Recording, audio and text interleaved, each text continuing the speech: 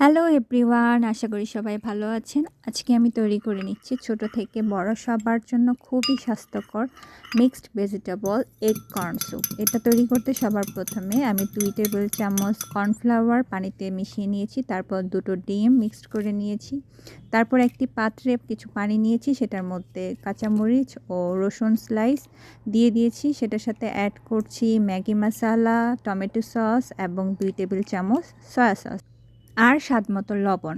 যে যতটুকু পরিমাণ ঝোল রাখবেন সেটা আনুমানিক পরিমাণ স্বাদমতো লবণ দিয়ে দিবেন। নেড়ে চেড়ে চুলাতে বসিয়ে দিবেন। এদিকে আমি আরেকটি প্যানের মধ্যে আমাদের মিক্সড ভেজিটেবলটা হালকা ভেজে নিচ্ছি। এটার জন্য প্রথমে একটু পেঁয়াজ, রসুন কুচি দিয়ে তার মধ্যে ব্ল্যাক পেপার দিয়েছি এবং আরেকটু ম্যাগি মশলা দিয়ে সবজিগুলো দিয়ে দিয়েছি।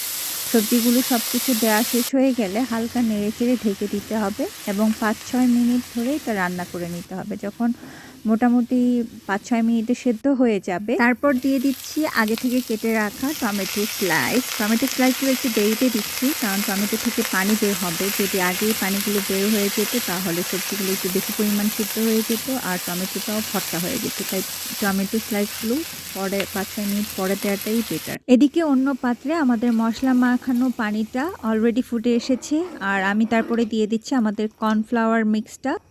কর্নফ্লাওয়ারের মিশ্রণটা দেওয়ার 1 মিনিটের মধ্যে এটা ভারী হয়ে চলে আসবে। তারপরে দিয়ে দিব বয়েল করা সবজিটা, তারপরে দিয়ে দিব ডিমটা।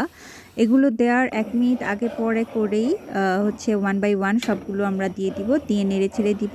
নেড়েচেড়ে দেওয়ার পরে কিছুক্ষণের মধ্যেই দেখবেন যে 1 থেকে 2 মিনিটের মধ্যে যে সবজিটা অলরেডি তৈরি হয়ে যাবে এবং এরকম ঘন হয়ে অলরেডি স্যুপটা তৈরি হয়ে আসবে।